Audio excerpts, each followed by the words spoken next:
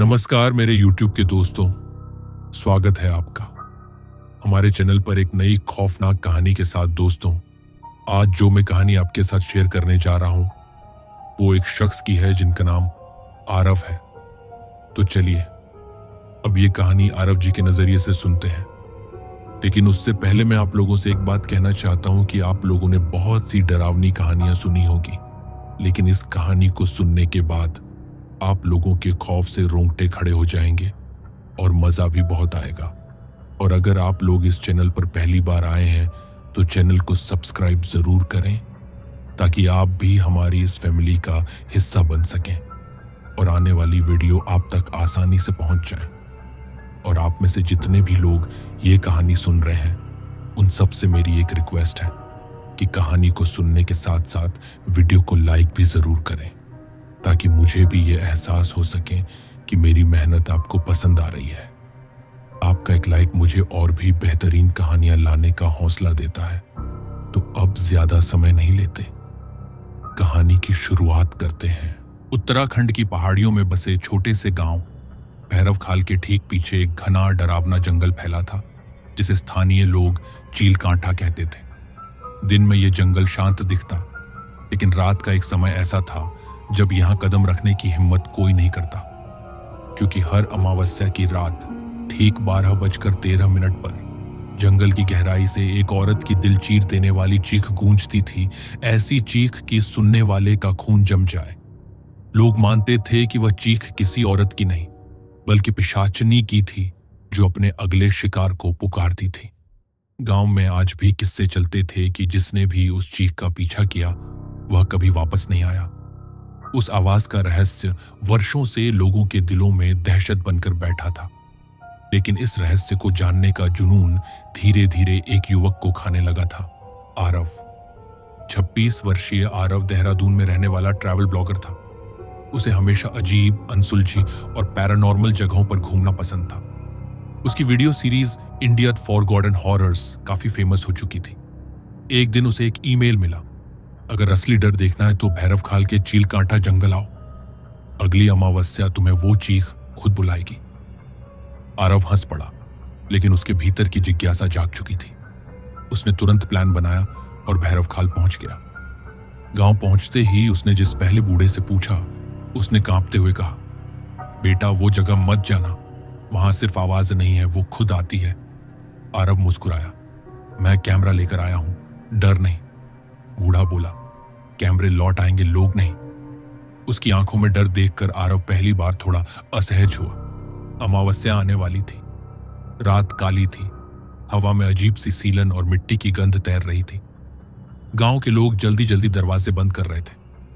आरव के पास उसका कैमरा, एक नाइट लाइट और ड्रोन था। वह जंगल के बिल्कुल किनारे पहुंचा। वहां उसे एक पुरानी टूटी हुई पूजा की जगह दिखी। दीवारों पर सूखे नींबू, राख और कुछ मंत्र लिखे हुए। अचानक एक बूढ़ी औरत उसके पास आई, आंखें लाल, बाल बिखरे हुए। वो बोली, चेहरा मत देखना उसका, वरना चीख आखिरी होगी। आरव ठाका मारकर बोला, मुझे चेहरा ही देखना है। औरत ने जमीन पर थूक कर कहा, तो तैयारी कर ले, तेरी जान अब तेरी नहीं। रात के ठीक 12:13 हुए। अचानक हवा रुक गई, जंगल का हर पत्ता जैसे जम गया हो, और तभी एक भयानक दर्द से भरी चीख जंगल के सीने को चीरती हुई निकली। आरव का दिल जोर से धड़का, कैमरा कांप गया, लेकिन उसकी आंखें चमक रही थीं जिज्ञासा से। वो जंगल के अंदर बढ़ने लगा।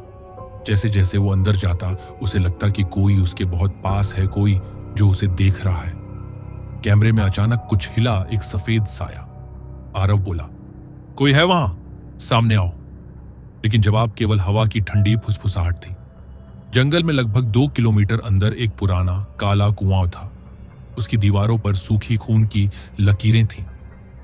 आरव पास पहुंचा तो अचानक उसके ड्रोन की स्क्रीन पर एक औरत नजर आई।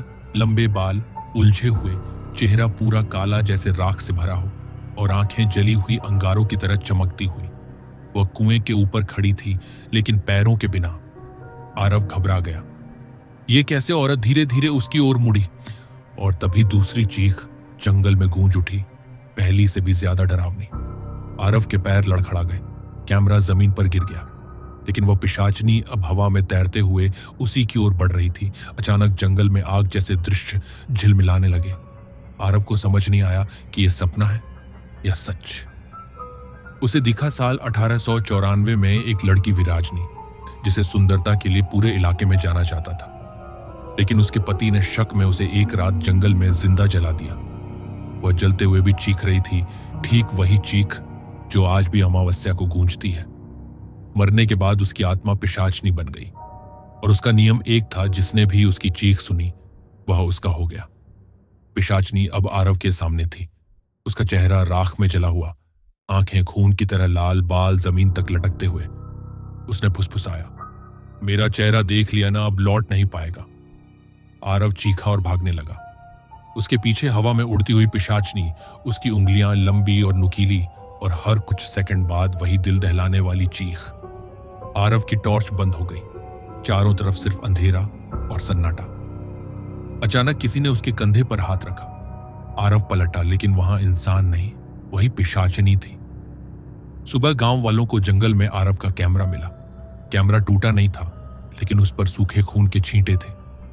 आखिरी रिकॉर्डिंग में बस इतना दिखा, कैमरा जमीन पर, आरव पीछे हटता हुआ और सामने हवा में तैरती पिशाचनी जो उसके कान के पास आकर धीमे से बोलती है, अगली अमावस्या तेरा वीडियो देखने वाला मेरा शिकार होगा। स्क्रीन काली हो गई। आरव कभी नहीं मिला, लेकिन उसके चैनल पर अमावस्या की रात एक नया वीडियो अपने आप अपलोड हो गया, जिसका टाइटल था रात की वो चीख, असली फुटेज। और कहते हैं उस वीडियो को देखने वाले कुछ लोग आज भी लापता हैं।